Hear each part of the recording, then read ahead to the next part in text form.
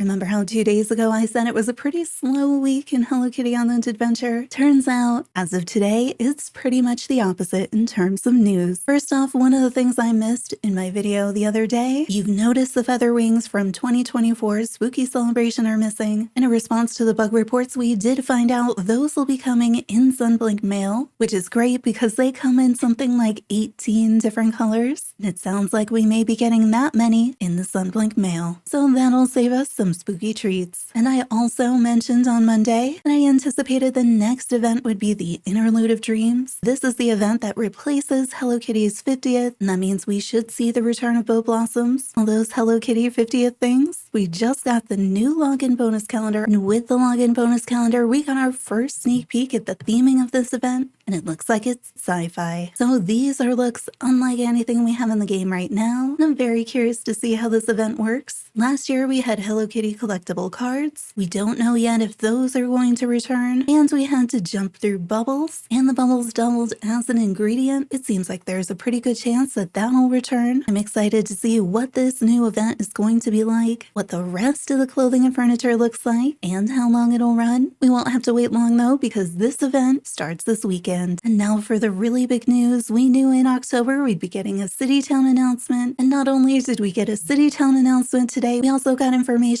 on free content updates for all platforms. Now earlier in the year they said they had a goal of releasing the first part of City Town sometime this year. Now remember, that was the goal, and remember, along with that goal they said they'd have some sort of announcement for us in October, and this is that announcement. They say that recently they began the City Town DLC closed beta with the goal of launching part 1 on Steam, Switch, and PlayStation 5 by the end of the year. However, during the beta, feedback made it clear that there was still a lot of work to be done in order to reach the level of quality that this release and players deserve. They say they always try to deliver the best experience possible, and they'd like to integrate that feedback from the beta and what they learned from Wheatflower Wonderland and make City Town the best it can be. In other words, they're trying to avoid rushing it out before it's ready. So with that in mind, they've updated the roadmap. There is now a City Town DLC planned for next year, probably around Q2 2026, so April to June, and it'll be a single paid release. Similar structure to Wheatflower Wonderland. Pricing details will come out closer to launch. So initially they were hoping to release a part 1 sometime this year, additional parts in the future, but now they're taking into account all the feedback, everything they saw happen with Wheatflower Wonderland, and they want to make sure the City Town DLC is polished, complete, doesn't have any of those flashing issues we're currently getting on some versions in Wheatflower Wonderland, doesn't have random crashing issues. And so in order to do that, they are taking the time and not trying to push a partial release this year, and instead we should be looking at the entire City Town DLC is currently on the roadmap, probably sometime April through June 2026. And I feel like this is such a good choice because I would rather play something that is finished, that works really well, that's polished to player experience, and that plays equally well across platforms. So even though it means waiting a bit longer, I think this is going to be such a better player experience this way. Even just seeing some of the changes they implemented in Wheatflower Wonderland and how much better some of those things are, especially early game, because of the way they incorporated feedback versus when you get a little bit further and it feels a little less polished looking at you, Flowvern. I also still haven't had Starfall on any of my saves, so currently City Town DLC planned for probably Q2 2026. And remember, that's currently just a plan and the most likely time they're expecting right now. That's not the only announcement in here. For Apple Arcade, they say our next major update, 2.11, will include substantial changes to City Town. These include a completely redesigned map that improves gameplay flow, storytelling, and navigation, reworking the main storyline progression over the next few updates to remove most, if not all, wait until the next day style quests. Instead, these will be replaced with gameplay and friendship-based requirements instead. They say this has been one of the most frequent pieces of feedback across all platforms, and they're hoping these changes create a smoother, more engaging experience for everyone. For me personally, I'm not sure how I feel about this. I think on the one hand, the initial part of City Town, the fact that you couldn't get there immediately made no sense to me, and some of those recent quests The ones with fishing, with the arbitrary days requirements that didn't really make a lot of sense to us. A lot of those feel like they could go straight through. At the same time, some of those time locks actually helped regulate gameplay, and I'm kind of used to them. It gives me a natural stopping point, especially in really big updates, so you know that you've done everything in day one. And for me, it's a really good length for streams, except in cases like the fishing one where you'd have a 30-second quest each time. However, I don't really love the gameplay requirements. Friendship-based requirements. Am I going to know what they are? Are they things I can work towards? Will I know the exact day when I'll be getting the next part of a quest? Because if not, it creates almost a worse situation to me. And with City Town, I'm a little bit nervous because one of the only gameplay things in City Town currently on Apple Arcade is the cafe. And so currently, one of the things that I have appreciated was that none of the quest unlocks, none of the features seem tied to the number of orders you've done. And this was really important to me as somebody who maybe doesn't love doing the cafe. So I'm hoping as they go through future betas and as they take in more feedback, that does not become something that gets in the game. I really don't want any hidden requirements and that we don't get locked out of doing quests because oh, you didn't do 30 orders yesterday and 30 today and feel like we're falling behind. So as long as it doesn't go that route, hopefully it's an overall positive, because definitely being able to get to City Town on the first day of the DLC release is going to be really important. And I know when City Town first came to Apple Arcade, it was hyped up so much. And then on the first day, you couldn't even see City Town. And that was a big surprise. So we'll have to wait and see exactly how these changes take place. And then in addition, we also have news for Switch, PlayStation 5, and Steam about the next free content update. They've told us now Content Update 4 is coming in mid-December. Content Update 4 will include new event content. I'm thinking probably Give and Gather in the Lighttime Jubilee, a new flower, probably the one we just got on Apple Arcade, additional visitors, and Gudetama. I didn't feel like we were missing Gudetama on Switch. Why would we be getting additional Gudetama? Where would they go? I really wouldn't want any more of them in areas already. I'm pretty happy having cleared the Gudetama we have already. I mean, I haven't found them all on Switch. Some of them are really hard. So I'm not really looking for this in my game, but I am very curious what it means. Part of me wonders if this is going to be a way for Switch, Steam, and PlayStation players to be able to get some of the higher level Gudetama rewards that are currently available on Apple Arcade because we have additional Gudetama in City Town. It just feels like maybe there would have been another way to do it. I wonder if we'll see Gudetama on Apple Arcade too. They say in addition to those, there'll be many quality of life improvements and bug fixes. I am so looking forward to those quality of life improvements. Some of the ones we just got on Apple Arcade, like having tabs and filters in the dye station. It's so much easier.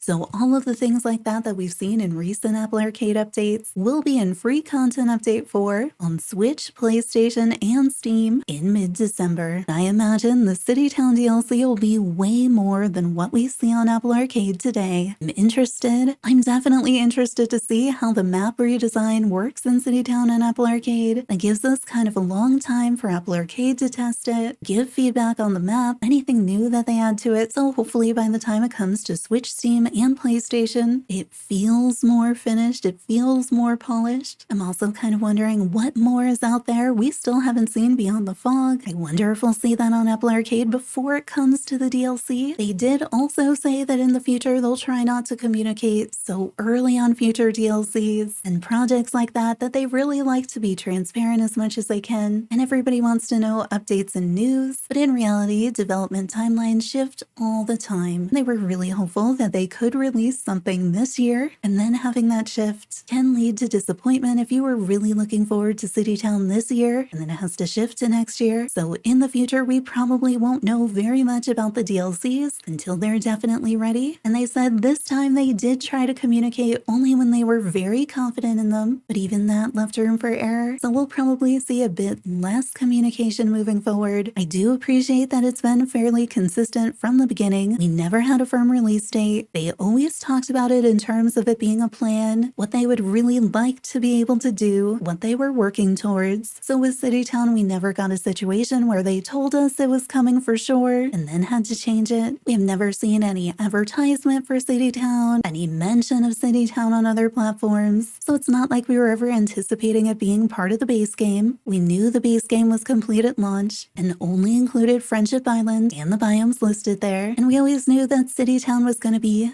something else. Probably a DLC, but nobody wanted to say DLC until we really knew what was happening. However, this announcement does confirm Citytown will be a DLC, just like Wayflower Wonderland, and the current plan is to release it all in one, not in installments, on other platforms. That is the current plan at least. They do call it a DLC in this announcement, so I'm making the assumption that means like Wayflower Wonderland, I'm anticipating that being a paid DLC, just like I've been anticipating since the beginning, because why wouldn't it be? I've been sifting through some of the responses in Discord, and it turns out that bigger thing in the pipeline for Nintendo, the thing that is still waiting on approval at Nintendo, that is taking up the pipeline, that bigger thing that means they can't submit their fixes for things like the flashing issue, which they really wanted to fix immediately, but they can't because they can only have one thing in the pipeline at a time. They say that that bigger thing is not actually Content Update 4 the way I was thinking it might be, and clearly it's not Citytown. Instead, they say it's their Switch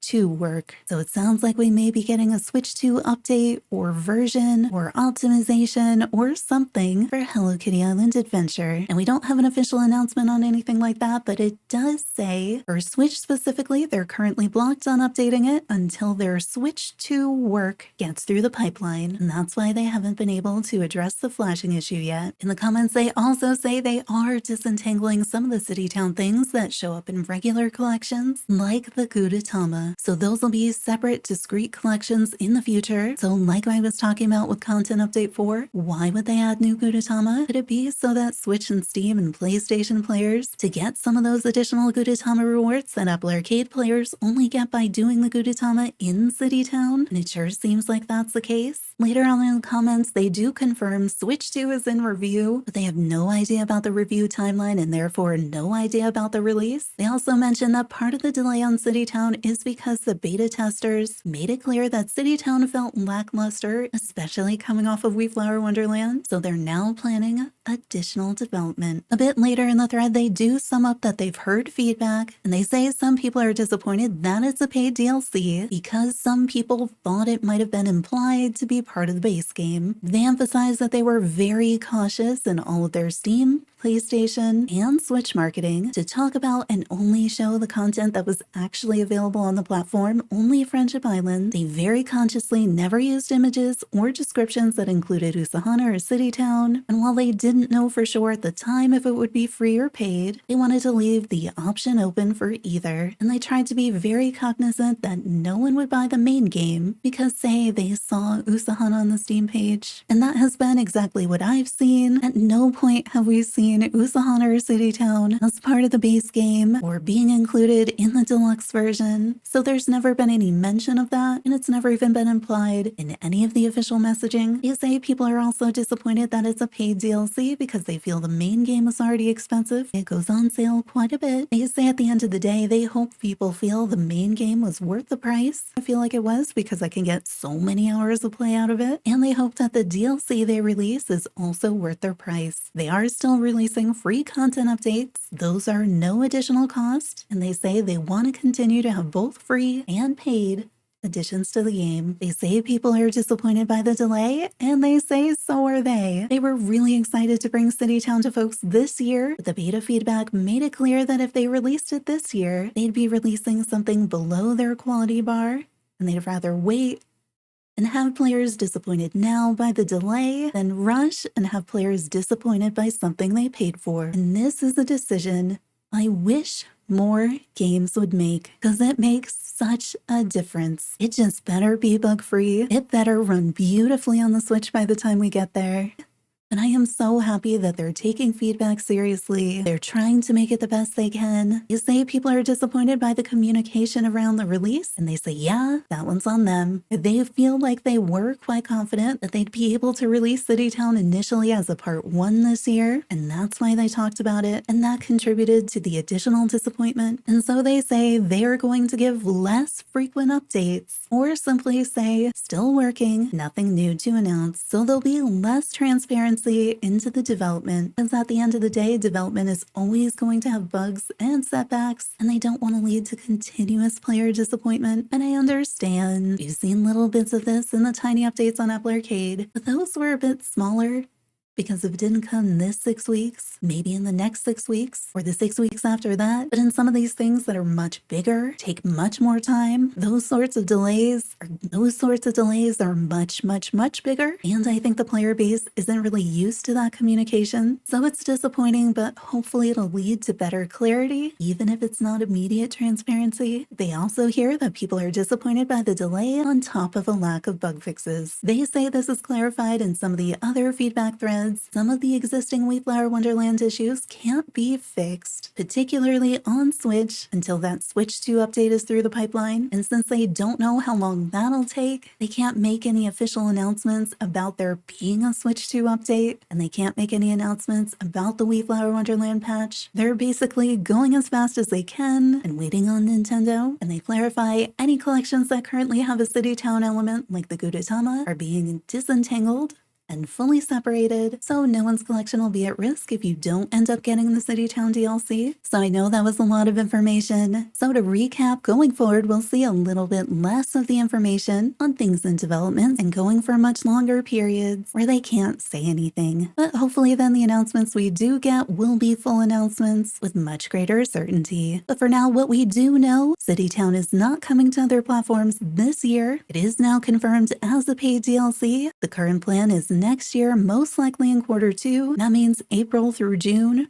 for Switch, Steam, and PlayStation, and is currently planned as a single release. In the meantime, Apple Arcade will be seeing a complete redesign of City Town in terms of quest structure and the entire map coming in the next update, which if we keep our current cadence would put it about the first week of November. In addition, Switch, Steam, and PlayStation will be getting Content Update 4 in mid-December, and honestly, I still need to catch up on Content Update 3 and Wheatflower Wonderland on my Switch save, so that timing feels perfect to me. And we don't have a date yet. Don't worry about those wings from the Spooky Celebration that are currently missing from the shop. We will eventually get those through dev mail, provided the feedback post I read yesterday is still accurate or whenever that happens. And then on all platforms starting this weekend, we have the new Interlude of Dreams event, sci-fi theme this year, and this will be where all players can finally get that Hello Kitty 50th anniversary furniture and clothing. We don't know exactly how that's going to come back yet, maybe as tabs in the shop like we've been seeing with some of the recent events, but I think that's everything I have for you so far in Hello Kitty Island Adventure. I'm sure there's some detail I missed. I'll probably be streaming that new event when it starts this weekend. Subscribe for more Hello Kitty Island Adventure content. There are a ton of video guides on the channel, and turn on notifications to find out the next time we go live. Hope to see you there.